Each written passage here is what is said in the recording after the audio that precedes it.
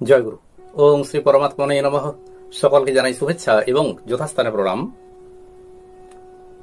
শ্রীমদ্ ভগবত গীতা অষ্টম অধ্যায় অক্ষর ব্রহ্মযোগ, এই অধ্যায়ের 10ম শ্লোকে শ্রী ভগবান বলেছেন যে ভক্তিযুক্ত মানুষ মৃত্যুর সময় যদি ভ্রু যুগলের মধ্যখানে, যেখানে আমরা জানি কুটস্থ, সেখানে একাগ্র চিত্তে যোগ বলের দ্বারা প্রাণকে সম্যকভাবে ধারণ করে দেহত্যাগ করতে পারেন, তাহলে সেই ব্যক্তি অর্থাৎ সেই ভক্ত পরম পুরুষকেই প্রাপ্ত হন।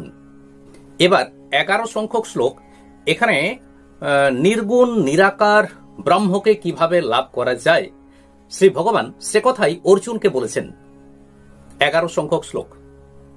যদক্ষরং বেদ বেদ বদন্তি বিশন্তি যদ যতয়ো বিতরাগ যদিচ্ছন্তো ব্রহ্মচর্যং চরন্তি তত্ত্বে পদং সংগ্রহেণ প্রাবক্ষ্যে। শ্লোকটির অর্থ হল, বেদবিদগণ যাকে অক্ষর বলেন, বিতরাগ যোগীগণ যাকে প্রাপ্ত করেন এবং যাকে প্রাপ্ত করার আকাঙ্ক্ষা করে ব্রহ্মচর্য পালন করেন, সেই পদপ্রাপ্তির কথা আমি তোমাকে সংক্ষেপে জানাচ্ছি।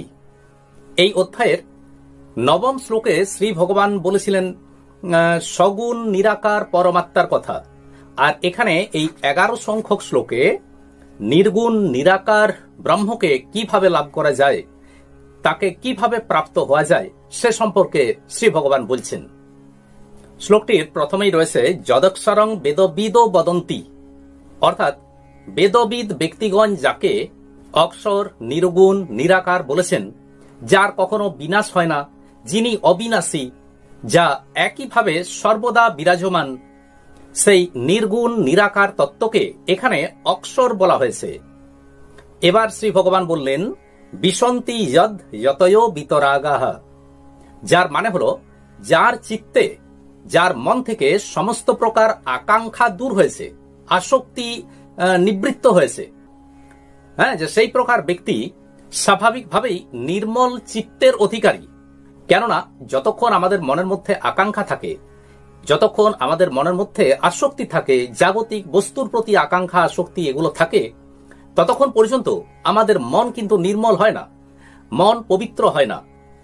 মন যদি পবিত্র হয়, মন যদি নির্মল হয়, এই জাগতিক বস্তুগুলোর প্রতি আসক্তি যদি দূর হয়, তখন আমাদের মনের মধ্যে পরম তত্ত্বকে লাভ করার একটা তীব্র ইচ্ছা, একটা তীব্র আকাঙ্ক্ষা জেগে ওঠে। শ্রী ভগবান বলছেন এখানে যে প্রযত্নশীল যোগী, এই প্রকারের যোগীরা ওই তত্ত্বে প্রবেশ করেন, অর্থাৎ পরম তত্ত্বে প্রবেশ করেন এবং তাকে প্রাপ্ত হন।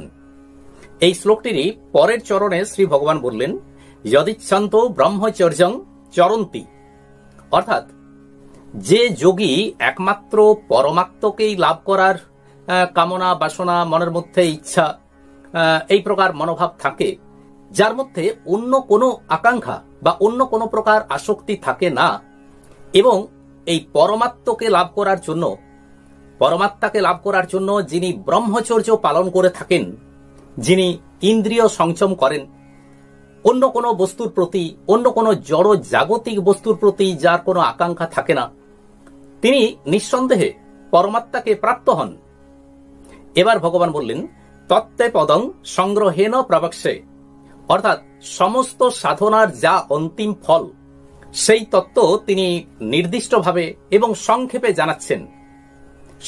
জানাচ্ছেন। বললেন যে কারণটা এই যে অনেকেই তো সেই সাধনা করে থাকেন, কিন্তু সবার পক্ষে তো পরমাত্মাকে লাভ করা সম্ভব হয় না। আর তিনি বললেন যে নির্দিষ্ট রূপে জানাচ্ছি। নির্দিষ্ট রূপে কেন বললেন?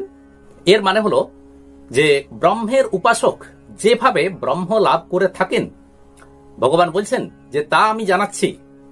আমাদেরকে মনে রাখতে হবে যে সকল বর্ণে এবং সকল আশ্রমেই মুক্তি লাভ করা সম্ভব। তাই ভগবান এখানে কোনো প্রকার যে আশ্রমগুলির বর্ণনা করবেন, বিভিন্ন যে আশ্রমগুলি রয়েছে সেগুলোর বর্ণনা করেন নাই, কিংবা বিভিন্ন বর্ণেরও কোনো স্পষ্টভাবে বর্ণনা দেননি। কারণ তিনি এখানে বলতে চাইছেন যে কর্তব্য কর্মটাই প্রধান, বর্ণ আশ্রম ভেদে কর্তব্য কর্মটাই প্রধান। অর্জুন ছিলেন ক্ষত্রিয়, কিন্তু অর্জুন যে এতটাই মোহান্ধ হয়ে পড়েছিলেন যে তিনি যুদ্ধরূপ সমর সাধন তিনি কিন্তু ত্যাগ করতে চাইছিলেন।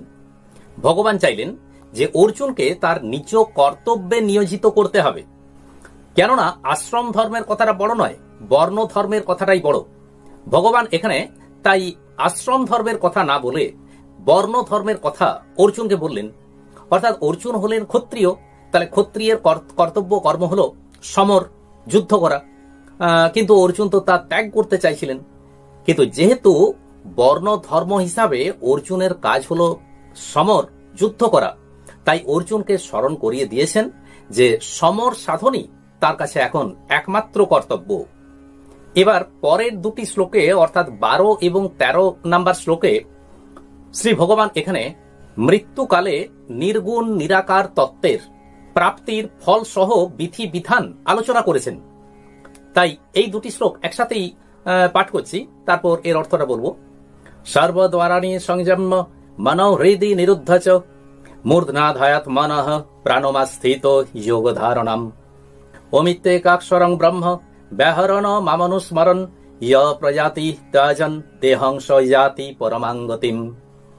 শ্লোক দুটির অর্থ হল, সমস্ত ইন্দ্রিয় দ্বার রুদ্ধ করে মনকে হৃদয়ে নিরোধ করে এবং নিজের প্রাণকে মস্তকে স্থাপনা করে যোগ ধারণে সম্যগ্রূপে স্থিত হয়ে যিনি ওং এই এক অক্ষর ব্রহ্ম মনে মনে উচ্চারণ পূর্বক আমাকে স্মরণ করতে করতে শরীর পরিত্যাগ করেন, তিনি পরম গতিপ্রাপ্ত হন। শ্রী ভগবান এখানে বললেন যে সমস্ত ইন্দ্রিয় দ্বার সংযত করবে, অর্থাৎ এই জড় জগৎ থেকে সমস্ত প্রকার আকর্ষণ, সমস্ত প্রকার আসক্তিকে দূর করতে হবে। রূপ, রস, বর্ণ, গন্ধ এই জগতে যা কিছু রয়েছে সেখান থেকে মনকে সরিয়ে আনতে হবে এবং পঞ্চ ইন্দ্রিয়, পঞ্চ জ্ঞানেন্দ্রিয়, পঞ্চ কর্মেন্দ্রিয় এগুলোকে সবগুলোকে গুটিয়ে আনতে হবে।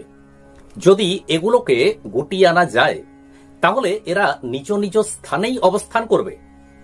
এবার বলেছেন মনকে হৃদয়ে নিরোধ করতে হবে। এর মানে হলো মন যাতে করে বাইরের জগতের প্রতি আকৃষ্ট না হয়। মন যদি বাইরের জগতের প্রতি আকৃষ্ট হয় তখন মনের মধ্যে চঞ্চলতা থাকবে। আর মনকে যদি বিষয় থেকে সরিয়ে আনা যায় তাহলে মন নিজ স্থানেই থাকবে। এবার শ্রী ভগবান বললেন প্রাণকে মস্তকে ধারণ করতে হবে। এর মানে কি?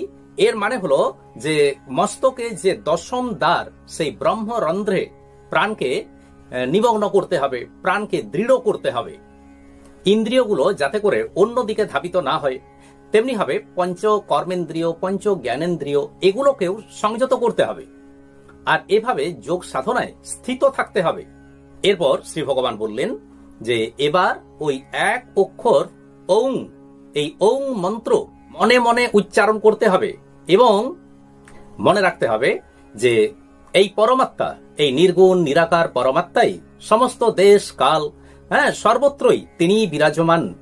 তিনি পরম সত্তারূপে, পরমাত্মারূপে সবকিছুর মধ্যে পরিপূর্ণ অবস্থায় রয়েছেন। এই যে ধারণা, এটি হলো শ্রী ভগবানকে ধারণা করা, পরমাত্মাকে ধারণা করা, নির্গুণ নিরাকার ব্রহ্মকে ধারণা করা। এবার শ্রী ভগবান বললেন য় প্রয়াতি ত্যাজন দেহং সজাতি পরমাঙ্গতিম।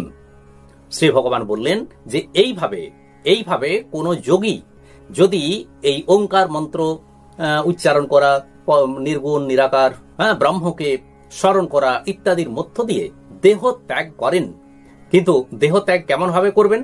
ওই দশম রন্ধ্র দিয়ে দেহ ত্যাগ করতে হবে। তখন সেই অবস্থায় সেই যোগী পরমাত্মাকে লাভ করেন। আজ এই পর্যন্তই। আসুন এবার শ্রী ভগবানের মহামন্ত্র জপ করি। হরে কৃষ্ণ কৃষ্ণ কৃষ্ণ হরে হরে, হরে রাম রাম রাম হরে হরে। নমস্কার।